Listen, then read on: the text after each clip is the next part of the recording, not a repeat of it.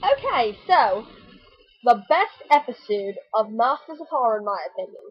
The best story, best characters, and uh, admittedly not the greatest acting. It's good acting, but it's not the most amazing. I put this so high in acting though because of the non-speaking actor, the contortionist, or I suppose contortionist. But anyway, the episode is the fair-haired child, and this episode it has a bit of a sweet ending, unfortunately, which takes away from the horror a little bit.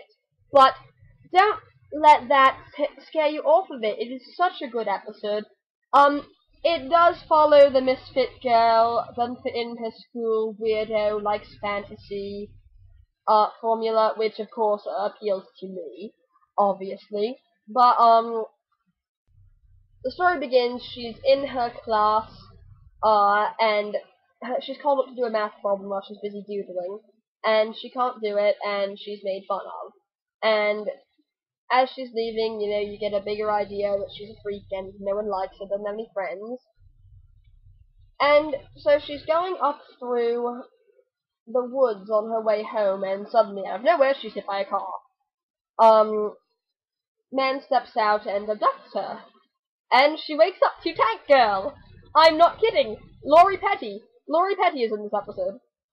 So Tank Girl is dressed as a nurse and tells the girl, Tara, that she's been kidnapped. So she goes to call her mother, who is very uninterested in the whole thing. So Lori Petty goes over a bunch of medical questions and stuff and everything. Are you a virgin in case you perform a rape test? Have you been baptized? Wait a second, why would baptism matter on a medical questionnaire? It's not like holy water magically makes you impervious to rape, drugging, all that stuff. It becomes increasingly obvious that Lori Petty is not a nurse, and the purpose for Tara being there is far more sinister. Especially as when Tara tries to escape, they throw her in the basement, with a bunch of backpacks and frightened notes scrawled by children. So, you get a bit of back and forth between Lori Petty and her character's husband, that, they've been taking kids like this for a while. And, you don't know why at first exactly, but Tara meets with another boy in the basement who appears to be another captive. He's hanging from the ceiling. Perhaps Lori Petty has hung him there as a punishment. Huh. Well, I will not give it away. But again, great episode, good story work, I think. Solid story. The monster, actually, instead of CGI again, they had someone in a suit playing it.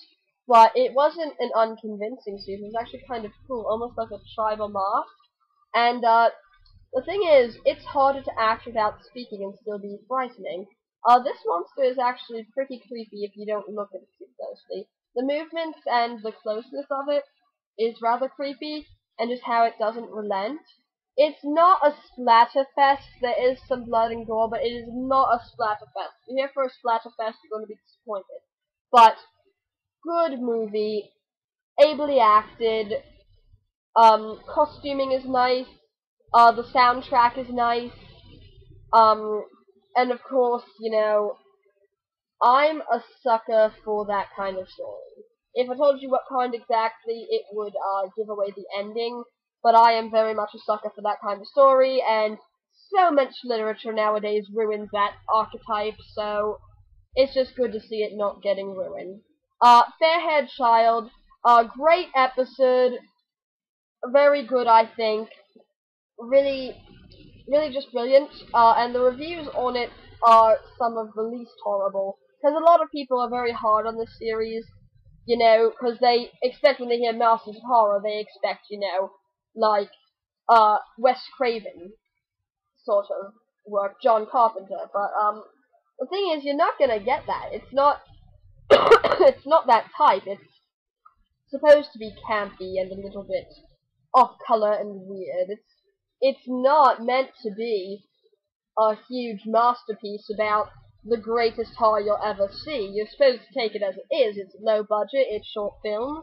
It's, as, same with Fear Itself that aired on FearNet, which I will also review. I did like Fear Itself.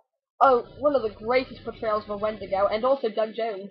But anyway, I will get to that when I review that. But, long story short, horror anthology, campy, low budget. If you just compare it to what it is, which is an adult version of Are You Afraid of the Dark, almost, and a more longer and slightly bigger budget than Tales from the Dark Side, then I think a lot of people would like it more than they do. Some of the episodes aren't great, admittedly. My bottom 5, actually, though, is mostly just going to be on the grounds of bad acting or upsetting, not really being a horrible episode. Except for one. One of them was legitimately a horrible episode. Anyway, I will get to my bottom 5 next week. For this week, I am Lady Bryte, and it has been a pleasure to see you. Remember, my droogies, we are all but victims to this modern world, and have a horror show day.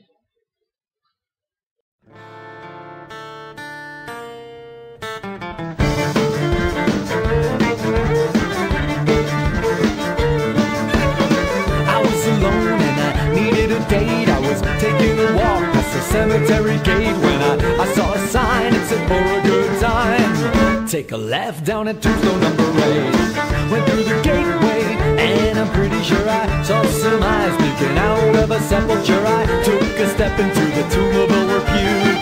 That's where I met her, the zombie prostitute.